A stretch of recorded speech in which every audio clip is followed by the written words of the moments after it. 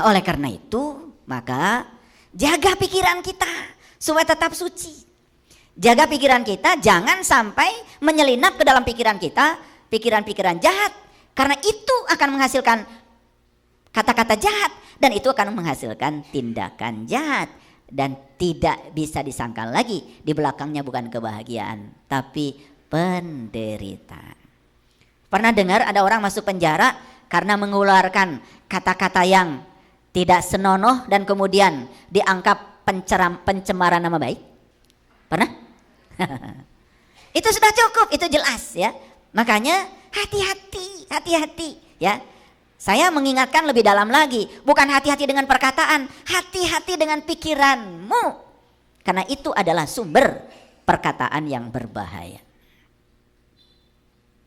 Makanya di dalam Al-Quran dikatakan, ciri ahli surga itu sudah kelihatan. Dari apa? Dari apa yang dikatakannya. Bahkan di Quran surat Al-Waqiah dikatakan, illa kilan salaman salama. Tidak ada yang keluar dari mulutnya kecuali ucapan yang damai dan mendamaikan. Bukan ucapan yang penuh dengan kebencian. Gitu. Jelas ya? Teko tidak mengeluarkan kopi kalau isinya susu. Jadi apa yang keluar dari mulut teko, itulah yang ada di dalam teko. Jadi yang keluar dari sini itu gambaran ada masalah sebetulnya di pikiran kita. Nah, kalau pikiran gelap, pikiran jahat itu berasal dari jiwa yang kotor. Itu sumber awalnya sebetulnya. Jadi kalau ditarik ke sana itu sudah jelas. Ketika seseorang mengatakan kata-kata jahat berarti pikirannya jahat, jelas. Itu pun belum selesai. Sumber utamanya adalah jiwanya kotor. Paham ya? Oke. Oleh karena itu hari ini ya saya akan berbicara tentang satu topik sederhana.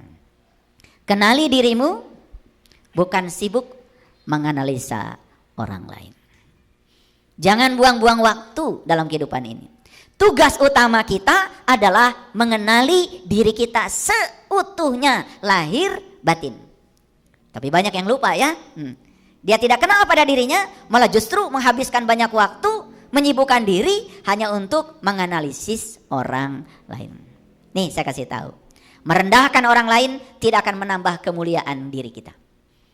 Menyerang orang lain tidak akan meningkatkan derajat kita. Yang akan mengangkat kemuliaan kita, derajat kita, kalau kita bisa menata diri dengan sebaik-baiknya. Makanya ajaran leluhur kita kan sederhana, tata salira, itu yang pertama. Kalau sudah tata salira, baru tata nagara. Udah tata negara, ada yang lebih tinggi lagi, namanya tata buana. Ikut berkontribusi membangun kedamaian dunia.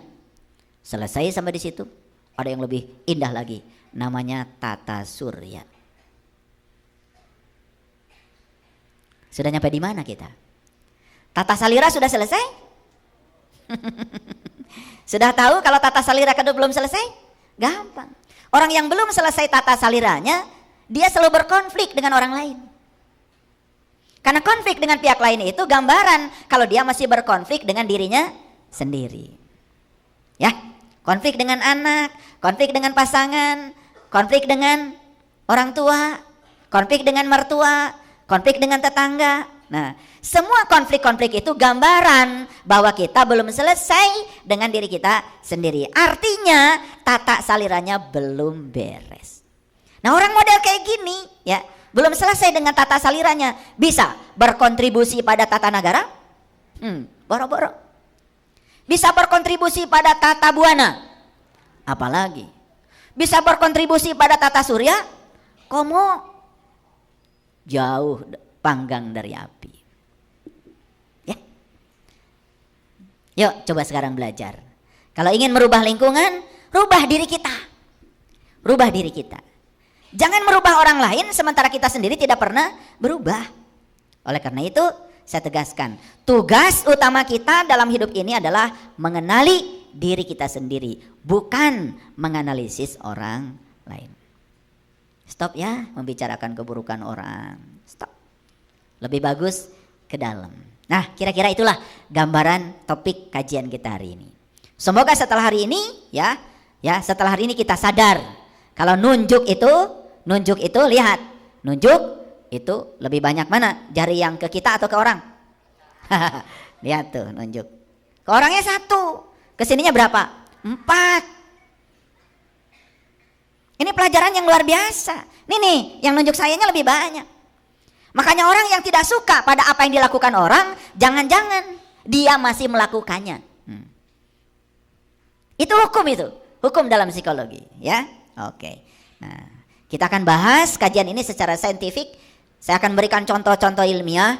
Kita juga akan coba memasukkan aspek-aspek sainsnya supaya semuanya bisa dimengerti. Karena sains itu adalah pemurnian pola pikir, kata Einstein. Jadi sains itu bukan ilmu yang tinggi. Apa saja dalam kehidupan sehari-hari dimurnikan dalam sebuah pola pikir. Pola itu kan ada polanya. Jadi pikiran kita nggak sembarangan, ada polanya. Jas saya ini nggak akan jadi kalau tidak ada pola. Kalau motongnya nggak pakai pola, jadi jas nggak? Jadi majun. Beli kain mahal-mahal, ceritanya mau bikin jas, tapi motongnya sembarangan, nggak pakai pola, nggak jadi jas, jadi majun. Betul kan? Iya. Itu pentingnya pola pikir. Jadi pikir itu harus berpola. Nah, ketika pikir kita berpola, itu namanya sains. Jadi sains itu adalah pikiran yang sudah berpola. Nah, sekarang saya mau nanya, pikiranmu sudah berpola belum? Jangan-jangan pikirannya tidak berpola. Nah, kalau tidak berpola, hasilnya bukan baju yang bagus, tapi berantakan. Jadi saya kasih tahu, siapapun yang hidupnya hari ini berantakan, tahu berantakan? Itu berasal dari pikiran yang tidak berpola. Tuh. Jadi tugas kita adalah mengenali diri sendiri, bukan menganalisis orang lain. Awas, jangan habiskan waktu untuk menyibukkan itu. Ya, itu pesannya dari kajian kita hari ini. Semoga keluar dari sini matanya langsung tertuju ke dalam, tidak keluar lagi ya. Jadi kalau anak nakal, jangan salahkan anak, lihat dirimu. Karena anak itu hanya mewarisi sifatmu. Bahkan tubuh anak kan tubuhmu. Masih perlu saya ceritakan? Itu tubuhnya anak itu kan tubuh kita. Emang dari mana tubuh itu? Kan satu bagian dari ayahnya, satu bagian dari ibunya. Dulu wujudnya adalah satu tetes air saja. Satu sel dari ibu, satu dari ayah. Betul apa tidak? Jadi yang disebut dengan tubuh anak itu tubuh siapa? Ya tubuhmu. Kalau kita berbicara leluhur, jangan kejauhan. Biasanya kalau berbicara leluhur, oh leluhur itu langsung kakek nenek. Nggak usah. Saya mau nanya, ada yang terlahir ke dunia tanpa ayah, tanpa ibu? Nggak ada. Semua pasti ada ayah ibunya kan? Iya. Jadi makanya yatim dalam pengertian manusia nggak ada. Karena semua kita datang ke dunia kan ada ayah ibunya. Sedangkan yatim sendiri yang tak berayah, tak beribu. Kasihan gak sama saya? Yatim. Gak ada ayahnya, gak ada ibunya. Bukan berarti saya tidak berayah, tidak beribu. Ayah dan ibu saya sudah meninggal. Kalau begitu semua manusia yatim? Kalau yatim didefinisikan seperti itu jadi kacau. Yatim itu yang tak berayah, yang tak beribu. Yang tak berayah, yang tak beribu bukan tubuh kita. Yang tak berayah, yang tak beribu adalah jiwa kita. Jiwa itu tidak pernah dilahirkan, jiwa itu ditiupkan. Jadi siapa yang yatim? Yang yatim itu jiwamu. Jadi siapa yang mentelantarkan yatim? Ya kamu yang mentelantarkan jiwamu sendiri. Sholat cuma raganya saja, jiwanya gak ikutan. Itu namanya mentelantarkan jiwa. Maka itu yang namanya pendusta agama. Paham atau tidak? Kan ayatnya jelas, aro'aital ladzi yukadzibu bidin, celakalah para pendusta agama, fazalikal ladzi yad'ul yatim. Mereka yang mentelantarkan yatimnya. Yatimnya nggak pernah diundang. Yad'u itu artinya undangan. Yang tidak pernah mengundang yatimnya. Jadi ketika sholat cuma raganya saja, sibuk dengan bacaan, sibuk dengan pahala, sibuk dengan surga, takut neraka. Yatimnya sendiri tidak pernah dipedulikan. Itu pendusta agama. Makanya kata Nabi, "Shollu kama ra'aitumuni usolli." Salatlah kamu sebagaimana kau lihat aku salat. Kita cuma lihat salat Rasulullah raganya saja. Batinnya beliau salat seperti apa, kita nggak pernah tahu. Itu sebabnya perlu kita ketemu guru yang bisa mengajarkan batinnya salat. bukan raganya sholat saja. Kalau itu kan gampang dilihat, karena itu physically. Nah jangan-jangan kita selama ini nuduh-nuduh orang lain yatim, jangan-jangan kita sendiri yang pendusta agama karena mentelantarkan yatim. Itu kata Quran, bukan kata saya. Coba, ara'aital ladzi yukadzibu biddin, fazalikal ladzi yad'ul yatim. Jadi sebetulnya pendusta agama itu mereka yang tidak pernah mengundang yatimnya, tidak pernah menyertakan yatimnya. Wala yahuddu ala ta'amil miskin. Makanya fawailul lil musallin. Maka celaka bagi orang yang sholat. Yang sholatnya seperti apa? Sholat yang tidak menyertakan yatimnya. Itu yang celaka. Makanya habis sholat tidak ada gunanya. Masih menghujat orang. Masih menganggap musuhnya di luar dirinya. Padahal musuh terbesar dia adalah dirinya sendiri. Dia lupa bahwa agama adalah alat pertahanan diri. Untuk melindungi diri dari kejahatan dirinya sendiri. Itu agama tuh melindungi kita dari kejahatan kita sendiri. Bukan melindungi kita dari kejahatan orang lain. Karena kalau orang lain jahat kepada kita, kalau kita tidak mengizinkannya, kita tidak akan jatuh kok. Coba ada orang lain membicarakan kita. Kalau nggak dianggap, nggak jadi apa-apa. Menjadi apa-apa kalau dianggap. Kan itu, mau dimasukkan hati atau tidak, kan urusanmu. Siapa yang memasukkan kata-kata kotor ke dalam hati?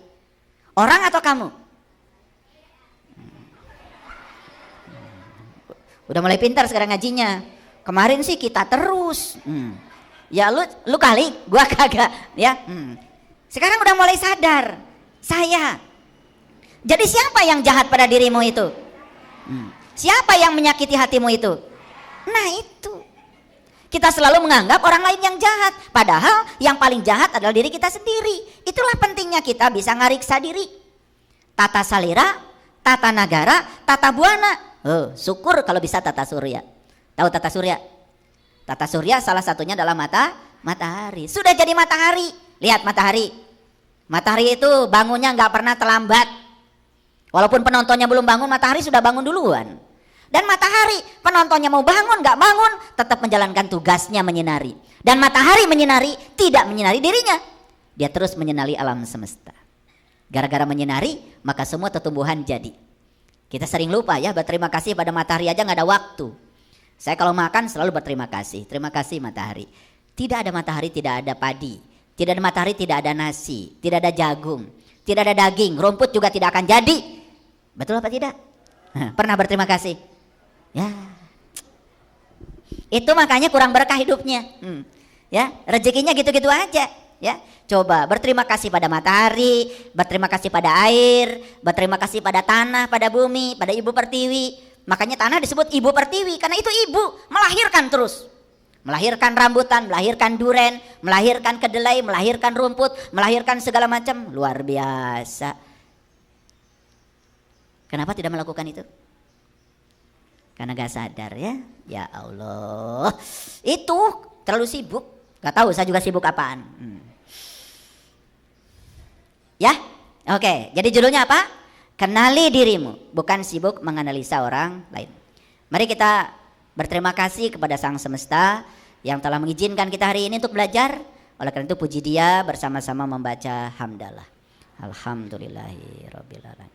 Mari kita awali kajian kita hari ini bersama-sama memohon ridho dan berkah Allah dengan membaca basmalah. Bismillahirrahmanirrahim. Baik, kita masuk sekarang. Udah siap? Oke. Kita akan menjelajah kemana? Ke dalam ya, ke dalam. Kalian tuh terlalu banyak menjelajahnya keluar sampai lupa pada diri sendiri. Yuk kita sekarang tafakuri ayat ini ya. Wa fi anfusikum afala tubsirun. Dan pada dirimu sendiri mengapa tidak kamu perhatikan? Dan pada dirimu sendiri kenapa tidak diperhatikan? Wah, dari ujung rambut sampai ujung kaki banyak yang harus diperhatikan.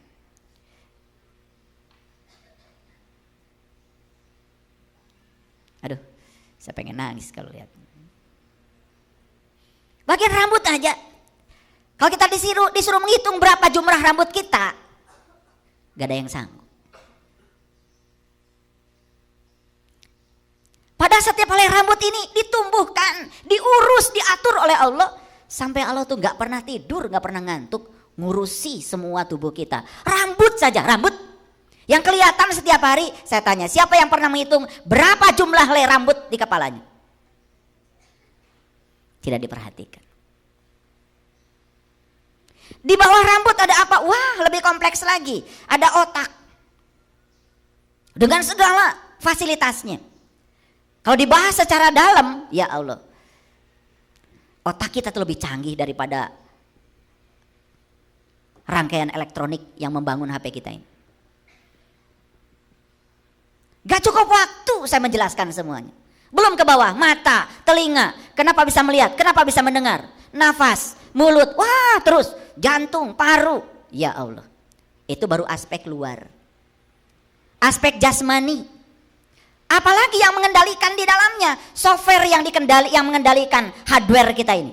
Yang bernama ruhku itu, lebih kompleks lagi. Makanya pertanyaannya wa fi anfusikum, dan pada dirimu sendiri. Afala tubsirun, mengapa kamu tidak perhatikan? Dan kalau kita memperhatikan diri kita ini, lahir batinnya, kita akan jumpa dengan pemiliknya.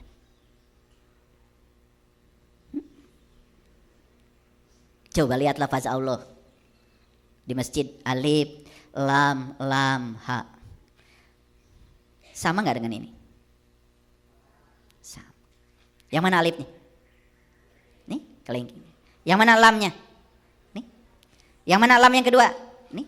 Mana haknya? Nih, hak terbuka. Saya pernah nanya ya, katanya udah pesantren lama. Di mana Allah meletakkan lafaz Allah? Di mana Allah meletakkan namanya di tubuhmu? Bilangnya di hati. Saya suruh lihat, gimana coba lihatnya. Jadi agama itu jadi ilusi. Di hati gimana melihatnya? Hatinya juga gak kelihatan. Pakai sinar X juga gak akan bisa kelihatan. Yang nyata aja di tangan tidak pernah diperhatikan. Inilah ayat ini tidak pernah diwujudkan dalam diri. Wa fi anfusikum afala tubsirun. Saya ketika melihat tangan saya aja, maaf ya, saya tidak diajarkan guru saya. Saya melihat tangan saya nangis. Ya Allah. Nabi Muhammad meletakkan lafaz Allah di sini. Sampai di Quran Allah mengatakan, Yadullah fawqa aydihim. Tangan Allah ada padamu. Jadi tangan siapa ini? Tangan Allah. Kalau ini tangan Allah, berarti ini harus menyenangkan pemiliknya. Bukan menyenangkan dirimu. Pertanyaan saya, apakah tangan kita sudah menyenangkan pemiliknya? Ya, dari pagi ya sampai di sini. Sudah berapa banyak orang yang disenangkan dengan tangan ini?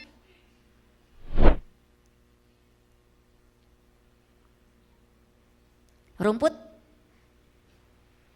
pohon, bunga di taman kita, dia tidak bisa menghadirkan air untuk diri. Maka tangan ini dititipkan kepada kita.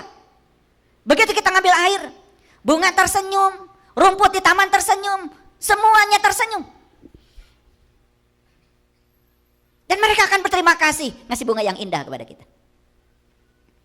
Pagi-pagi tadi habis olahraga saya lari 7 kilo. Kalau saya pagi-pagi lari 7 kilo. 7 kilo loh, lari. 350 kalori harus terbakar. Habis itu saat pendinginan, di rumah saya masih banyak tamu. Sahabat-sahabat dari Singapura. Saya selalu ingin membuat mereka bahagia.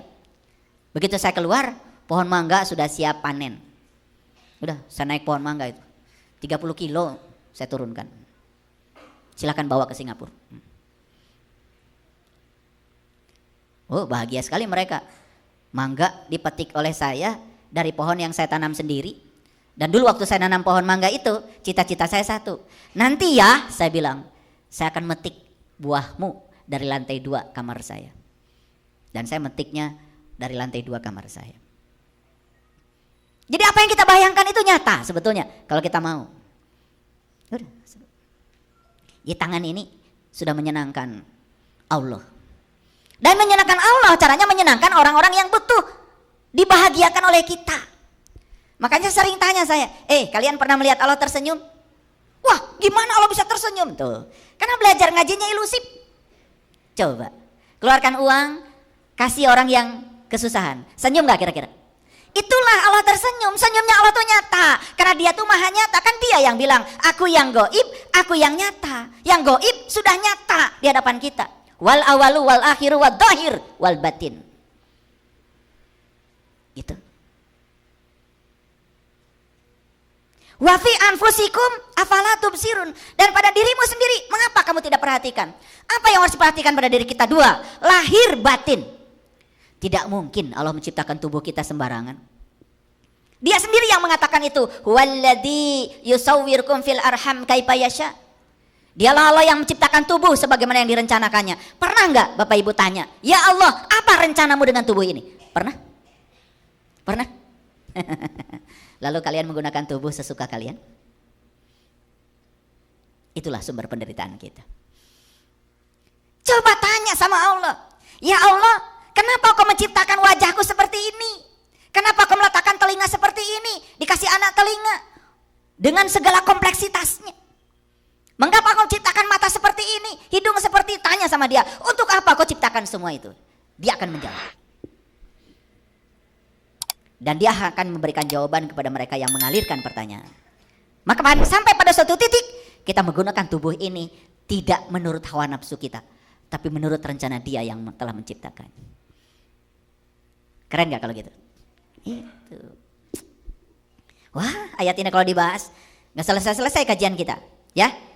Jadi saya pesan satu saja.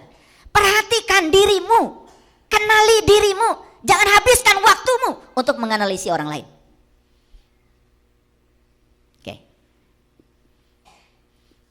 Karena tugas utama hidup adalah mengenali diri sendiri. Bukan sibuk menghabiskan waktu untuk menyerang, menganalisa, memusuhi orang lain. Tidak ada yang berbahaya di luar kita. Karena yang paling berbahaya adalah diri kita sendiri. Betul? Ya. Jadi kembali lagi. Leluhur kita sudah meninggalkan agama. Agama itu adalah alat pertahanan diri. Untuk melindungi diri dari kejahatan diri sendiri. Makanya agama gak usah dipamerkan. Pamerkan saja dampak dari kalian beragama. Apa dampaknya? Akhlak. Yang dipamerkan bukan bajunya. Yang dipamerkan bukan ritualnya. Pamerkan kepada orang lain itu adalah dampak dari menjalankan semua ritual itu. Ini loh saya. Banyak orang yang datang ke tempat saya tanya, kenapa mau diajak suami ketemu saya untuk belajar? Jawabannya jujur sederhana. Karena saya melihat perubahan suami saya. Itu yang menarik. Saya tanya sebaliknya. Ada juga yang istri mengajak suami. Saya tanya suaminya, kenapa bapak mau diajak sama istrinya ketemu saya? Suaminya menjawab, dahsyat sekali katanya ilmu kesadaran. Kenapa? Istri saya berubah total. Berapa derajat kira-kira? 360 derajat.